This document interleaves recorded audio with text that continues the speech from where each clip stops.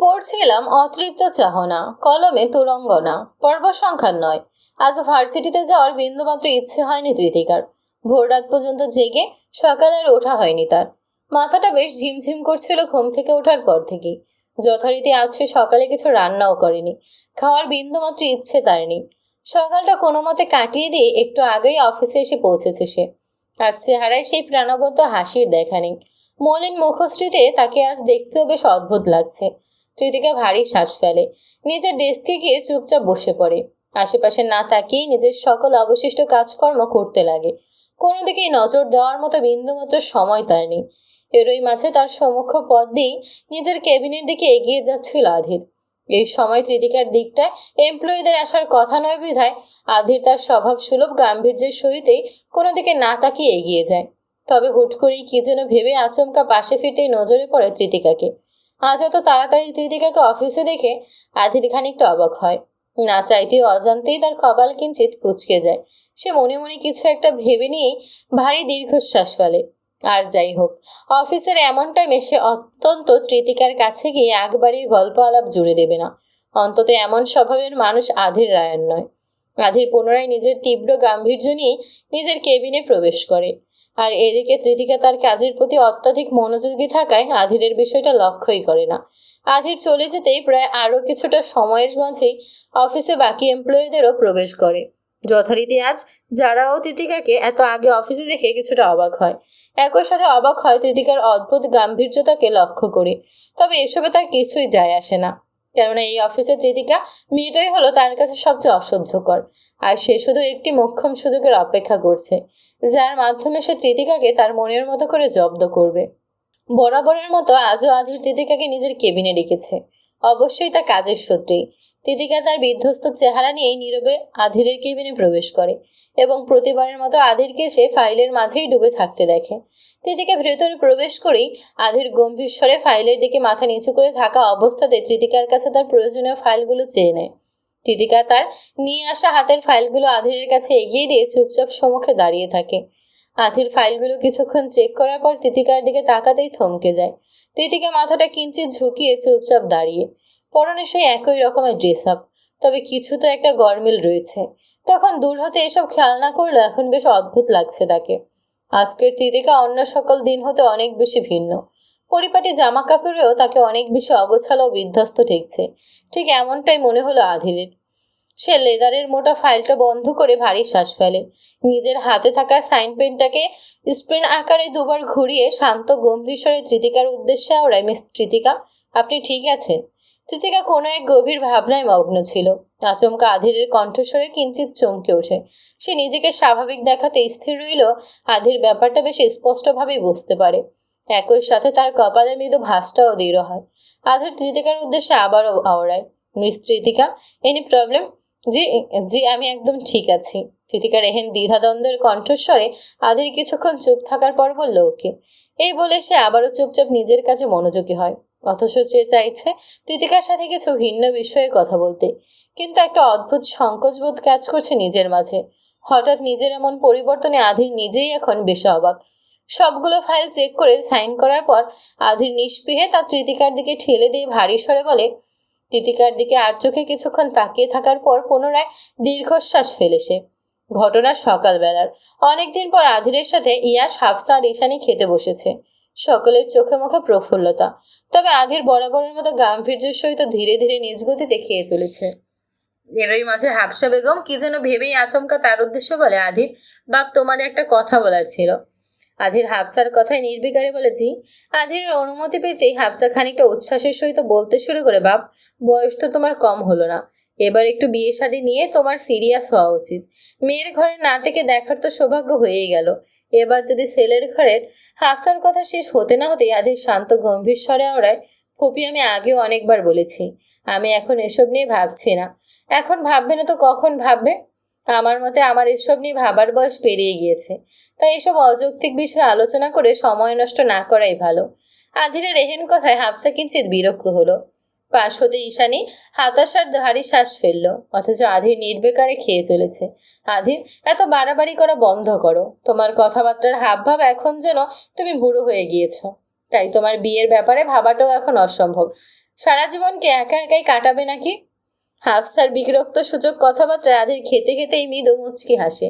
আমার তো একা থাকতে কোনো সমস্যা হচ্ছে না, আর এত যে বিয়ে বিয়ে করছে এই বুড়ো বয়সে আমাকে কোন বাবা তার মেয়ে দেবে শুনি? আধিরের এহেন কথায় হাফসা বিরক্ত হয়ে খাবার রেখে চুপচাপ বসে রইল। ওদিকে ঈশানী বলল, ভাই এবার কিন্তু সত্যি বেশি বেশি হচ্ছে। তুমি এমন একটা ভাব করছো যেন তুমি 80 বছরের কোনো বুড়ো, অথচ 80 না হলেও আই এম 36 ঈশানী। তো 36 হওয়ার এমন কি? এর চেয়ে কত বুড়ো বুড়ো মানুষ গিয়ে বিয়ে করে। এছাড়া তুমি কি বাকিদের মতো নাকি? 36 হলেও দেখতে 26 বছরের ছোকরাদের মতো লাগে। আর বলছো মেয়ে, তুমি জাস্ট বলো আমি বিয়ের জন্য রাজি। মেয়ে কোথায় থেকে কিভাবে আনতে হবে সব আমাদের উপর ছেড়ে দাও। প্রয়োজনে মেয়ে কিডন্যাপ করতে হলে তাই করব। আধির আর কিছু না বলে কিঞ্চিত মুচকি হাসে। তার সম্পূর্ণ নজর খাবারের প্লেটে। এখন অব্দি মুখ তুলেও কারো দিকে তাকায়নি। এরই মাঝে আবার আচমকা হাফসা কি যেন ভেবে নিয়ে আধিরের উদ্দেশ্যে বলে ওঠে, এরে অধীর, কাল যে মেয়েটা এসেছিল ওই ইয়াসের মিস, ওকে না আমার অনেক পছন্দ হয়েছে। তুই যদি বলিস তাহলে চিতিকাকে এবারের বউ করে আনলে হয় না? এই কথা শেষ হতে না হতেই আধির বিস্ময়ে বেশম খেয়ে উঠল। সে বিস্মিত স্তব্ধ চাহনিতে হাফসার দিকে তাকাতেই হাফসা চুপসে যায়। অথচ ইয়াস ওদিকে কি বুঝলো কে জানে। সে খাবার রেখেই খুশিতে লাফিয়ে উঠে বলে, ইয়েস, ওই মিস তেতকা রসগোল্লা আমার মামুর বউ হবে, আমার মামি হবে। এ দফায় যেন আধির আবারও স্তব্ধ হয়ে যায়। বিষয়টা বুঝতে ঈশানী ইয়াসকে থামিয়ে চাপা সরে আওড়ায়, ইয়াস, তোমার খাওয়া শেষ হলে ঘরে যাও, আর এসব বিষয়ে খবরদার তোমার মিসকে কিছু বলবে না। এই বলেই ইয়াসকে ঈশানী ঘরে পাঠিয়ে দেয়। ওদিকে হাফসা আবারও কিছুটা ইতস্ত স্বরে বলে, আধির, চিতিকাকে কি তোর পছন্দ? হাফসার কথা শেষও হয় না, বরং তার পূর্বে আধির তার খাবার রেখে উঠে পড়ে। ঈশানী আর হাফসা এমন মুহূর্তে কিছু বলতে চেয়েও যেন আর আধিরকে থামাতে পারে না। আধির নির্বিকারে উঠে চলে যেতেই ঈশানী আর মায়ের উদ্দেশ্যে চাপা সরে, ওরে মা, তুমি পাগল হয়ে গিয়েছো। কৃতিকার বয়স কত কম, আর আধির ভাইয়ের দুজনের কিভাবে সম্ভব? তুমি জাস্ট পাগলামি করছো। আধির যেতে যেতে ঈশানীর চাপা কণ্ঠস্বরও খুব ভালো মতোই শুনতে পেল, এবং সর্বশেষ কি যেন ভাবতেই দীর্ঘশ্বাস ফেলল। আধির চুপচাপ বসে বসে সকালের ঘটনাগুলো পুনরাবৃত্তি করছিল মন সপটে। মন মস্তিষ্কে অনেক কিছুই তার ঘুরপাক খাচ্ছে, কিন্তু এখন তার কি করা উচিত তাই বুঝে উঠতে পারছে না। এদিকে চিতিকা ফাইলগুলো গুছিয়ে নিয়েছে, এবার এখান থেকে চলে যাবার পালা। কিন্তু যেই না সে কাজ শেষে নিজের মাথা তুলেছে, অমনি আধিরের নিষ্প্রভ দৃষ্টির মুখোমুখি হয়। আধির এতক্ষণ তাকে এক নাগাড়ে চেয়ে চেয়ে দেখছিল এবং নিজের ভাবনার অন্তরালে ডুবে যাচ্ছিল, কিন্তু আচমকা তার দিকে তৃতিকা তাকাতে সেও কিছুটা অপ্রস্তুত হয়ে যায়। ওদিকে তৃতিকার কাছে ব্যাপারটা বেশ অদ্ভুত লাগে। তৃতিকা সময় নষ্ট না করেই নিজের চোখ সরিয়ে নেয়, আর ঠিক তৎক্ষণাৎ আধিরও নিজেকে স্বাভাবিক করে ফেলে। স্যার, আমি আসছি। জি। আধির নিমেষেই নিজের কাজে মনোযোগী হবার চেষ্টা করেছে। কৃতিকার নিষ্পিহে চলে যাওয়ার অনুমতি চাইতে সে নিজের মন্তব্য ছোট পরিসরে জানিয়ে দেয়।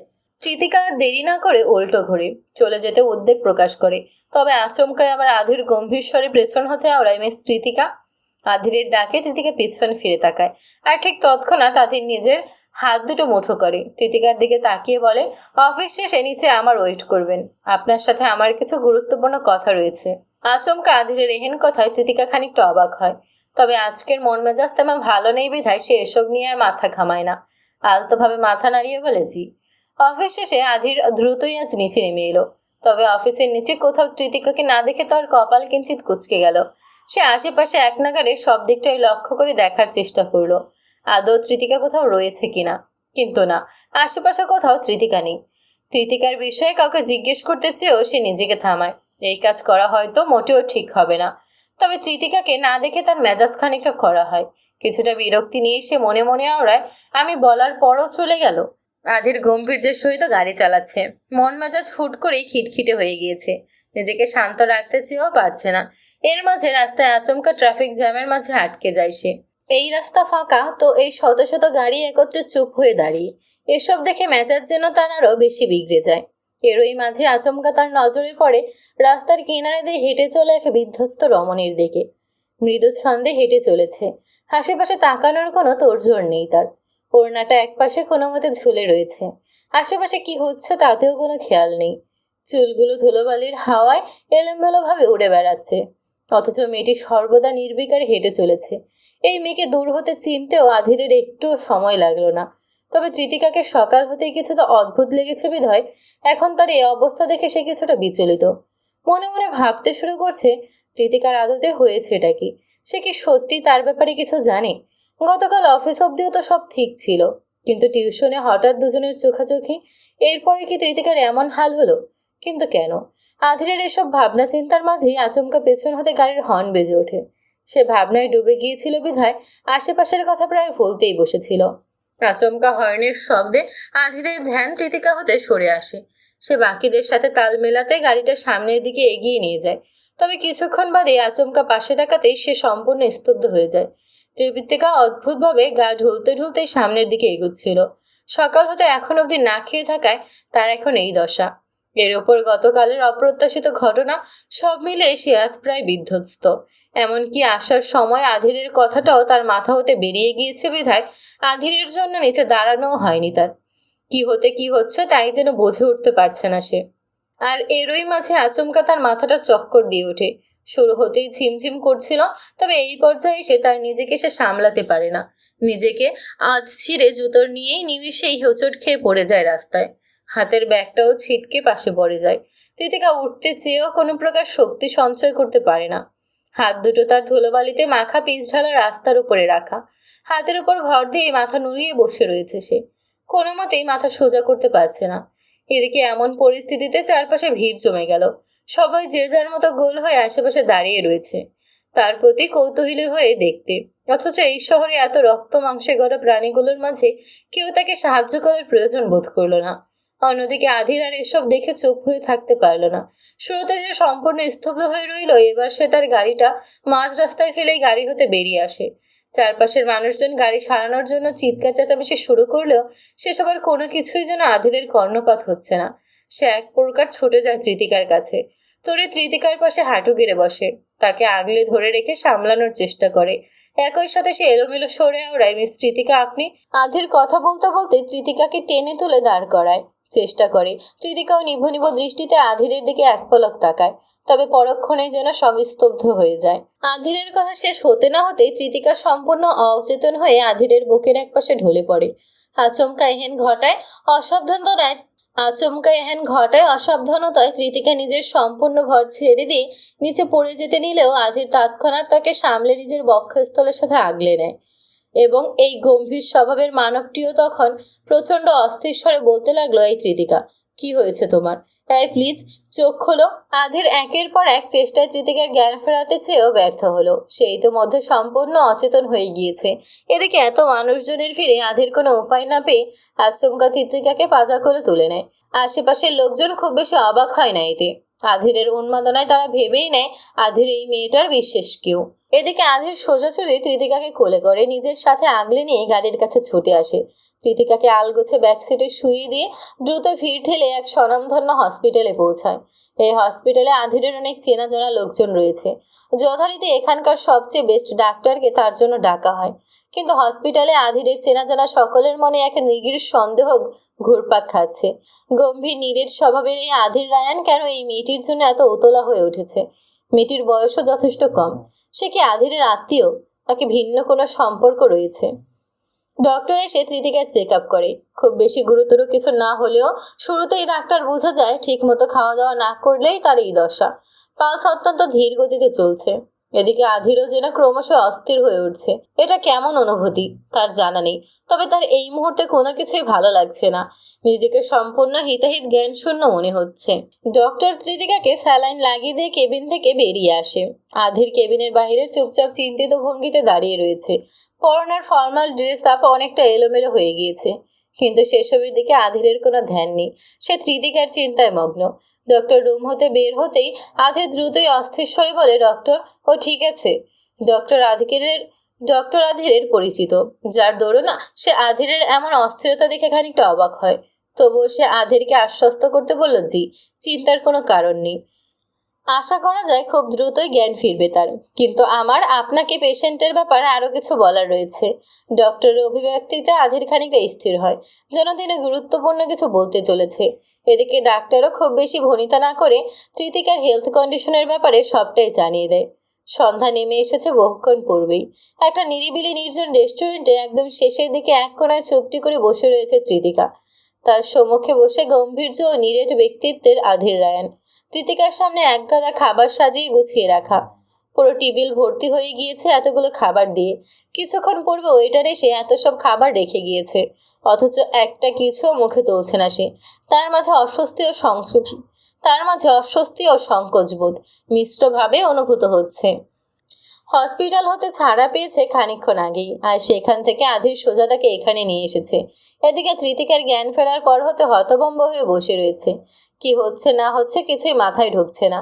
শুরুতেই নিজেকে হসপিটালে স্যালাইন লাগানো অবস্থা দেখে চমকায়, পরক্ষণেই আবার আধিরের সকল গাম্ভীর্যপূর্ণ কাজকর্ম, তার সাথে ঠিক মতো এখন অব্দি একটা কথাও বলেনি আধির, অথচ কিভাবে তাকে এক প্রকার জোর করে এখানে সেখানে নিয়ে বেড়াচ্ছে। কৃতিকার বারংবার টেবিলের নিচে তার পাজোড়া একে অপরের সাথে ঘষাঘষি করছে।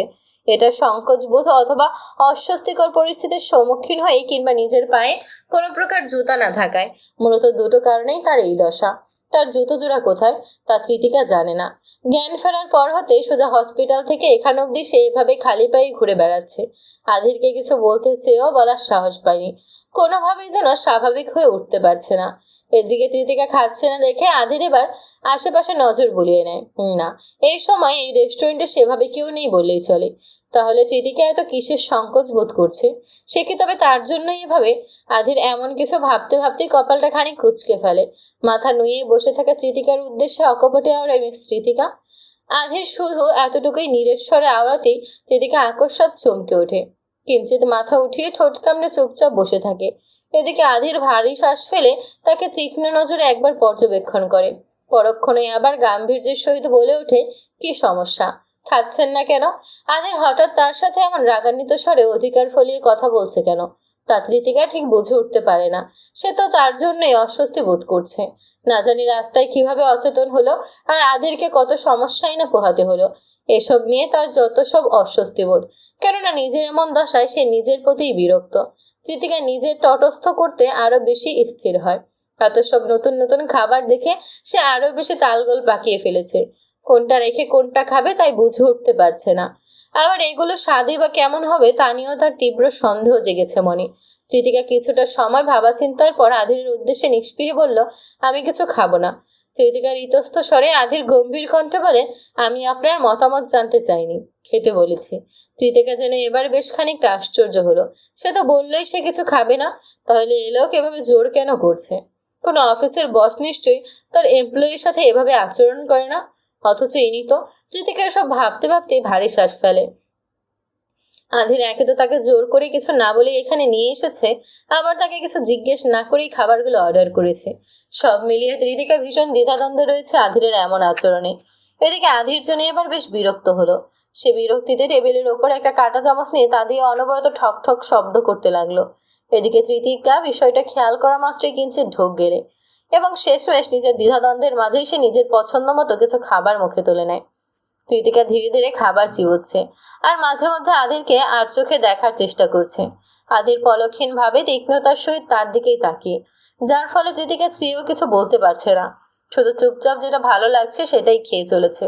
এরই মধ্যে আবার আধির কৃতিকার উদ্দেশ্যে বলে উঠল, আজ ভার্সিটি যাননি কেন? আধিরের কথায় কৃতিকা আচমকা কেসে ওঠে। সে যে ভার্সিটিতে যায়নি এটা আধির কোথা থেকে জানলো? আর সে কেনই বা এই ব্যাপারে তাকে জিজ্ঞেস করছে?